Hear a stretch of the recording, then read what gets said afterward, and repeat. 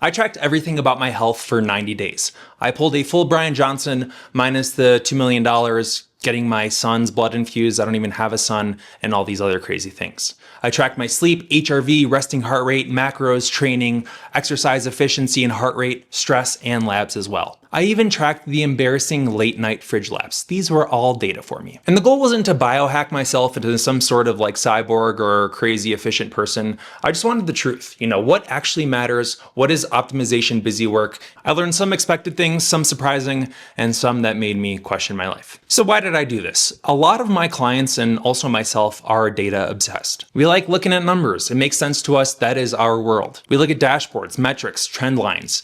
But data is only really useful if it changes your behavior and it prompts you to do something. And I wanted to test this level of tracking on myself. What's actually worth keeping for life versus trashing, and also more so just to test my ego and discipline, track everything for 3 months and watch some of my illusions die. So here's everything that I tracked, and I will be reading this off a list in full transparency if you see my eyes darting. So I tracked lots of sleep. Total sleep, deep sleep, REM sleep, sleep latency, disturbances, and nighttime HRV. I also tracked caffeine and its timing and dosage and how late meals impacted this. My Whoop really was wondering what the heck was going on. I also tracked how different workouts affected me. Basically right now I'm doing a 3-day full body lifting split. One is a strength day, one is an athleticism day, and another one's a hypertrophy day, and also 3 days of Muay Thai training. I also tracked nutrition as best I could. Protein, calories, fiber, carbs, sodium, hydration, and also a satiety score. I tracked hunger waves and meal timing, and spoiler alert, you gotta eat like an adult and make things a lot better. As for stress and recovery, I tracked morning HRV, daytime HRV, resting heart rate, some stress logs, again caffeine timing, and also if I journaled or prayed or read the Bible that day. I did some labs as well, tested all of my lipids, my inflammation markers like CRP, thyroid, testosterone, free testosterone, SHBG, glucose, A1C. And spoiler alert, SHBG did come back higher than I liked, and I've been trying to fix that. And of course some of the lifestyle as well, like steps, screen time, what time I went to bed, and bedtime consistency. It was kind of like a surveillance of my life. And just a spoiler alert of what I learned is that the body responds more to simple stuff than a lot of the complex metrics. You could have perfect metrics, but feel awful that day. You could have terrible metrics and have a great day and feel very strong in the gym. Metrics are more so there to refine your awareness and not necessarily replace it. Feel sometimes can be the most accurate metric, and that is actually what I hear from most people that ditch a lot of their fitness wearables because they know they could just go by feel and the numbers don't necessarily mean anything to them. Now here's what didn't matter. First, let's start with HRV micro dips. And if you don't know, HRV is your heart rate variability, basically the amount of time in between heartbeats. A higher HRV, meaning more variable time in between your heartbeats, means you're more recovered. Less means you're more stressed and under-recovered. And truth is, your HRV adjusting throughout the day is basically meaningless. One stressful meeting or one stressful text message is going to tank it. Really, the biggest thing you want to look at is over the 24 hours or even over the course of a week. That's why one person's high HRV could be 40. That's what it is for me, versus one person's high HRV could be 90. I know if I'm getting into the 20s, I'm very under-recovered, but if I'm in the 40s, I am feeling good. Basically, just avoid the moment-to-moment HRV tracking. A lot of things are going to affect it. Next, of course, is the precision in your diet. 32% carbs versus 27% carbs is not really going to make a meaningful difference. Really, the biggest thing with your diet is going to be protein and calories.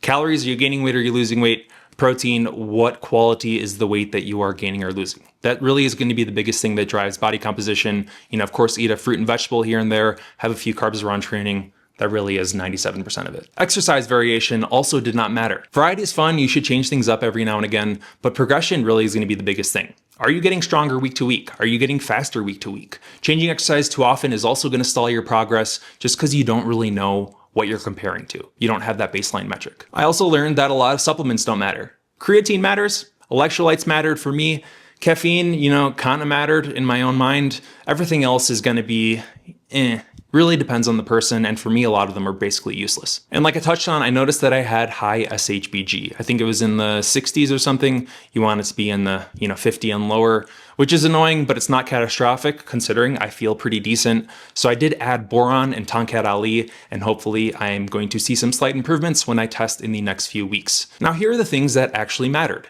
As for sleep, it is deep sleep that mattered the most for me. It was more important for me than total sleep or sleep efficiency. There was a night where I slept like 6 hours, 15 minutes, but my deep sleep was pretty high, felt great, didn't matter. Deep sleep is going to predict strength, mood, stress balance, hunger, cravings. So that was really the biggest metric for sleep for me. Under 1 hour of deep sleep, I'm kind of malfunctioning. If I'm getting 1.5 to 2 hours, I am an upgraded human. I also noticed that steps are kind of like a stress regulator for me. Under 8,000 steps a day and my HRV is a lot lower. Over 10,000 or right around there, HRV is going to be higher. I noticed on those days that my mood was better, I was more productive, I was thinking cleaner, training harder, and had fewer cravings. And this goes to show, you hear this all the time on social media, but walking really is the cheapest antidepressant, especially if you do not bring your phone. I like to walk with my 2 dogs, a lab and a golden retriever. They make it hilarious, they make it fun, but really just take some time to let your mind wander. That's really an underrated hack. And of course, I had the other reminder that protein is the master of nutrition. I weigh about 180, 185. Whenever I was hitting around 180 grams of protein, my recovery, hunger, strength, body composition, how I looked that morning, sleep, all improved. If I was having a bunch of junk food, deep sleep was going to be destroyed. I just felt like crap. So that was one metric that I found very interesting. And like I said, I also trained Muay Thai. If I was under recovered that day always felt so rough. I was gassing out on pad work very, very quickly. My reaction speed was a whole lot lower. My timing was a lot lower. So of course that showed the importance of recovery for me in performing my best and not getting punched in the face. As for some odd trends,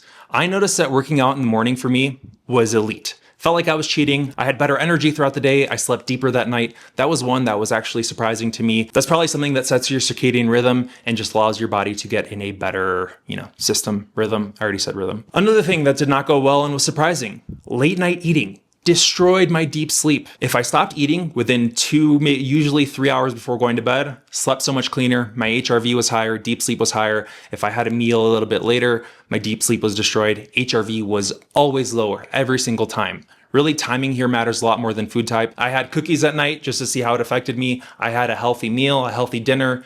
Both affected the same. It was more so about the timing. I also tested out screens before bed. Blue light was worse for me than caffeine a little bit later in the day. If I had blue light in bed, for 30 minutes browsing TikTok, my deep sleep dropped about 30 to 50% with scrolling. Now I've tried replacing that with a book, with a nice soft reading light, and my deep sleep is a whole lot better. And this one wasn't surprising, just something that I noticed and want to mention. Caffeine timing. I didn't quit caffeine. I am a caffeine fiend.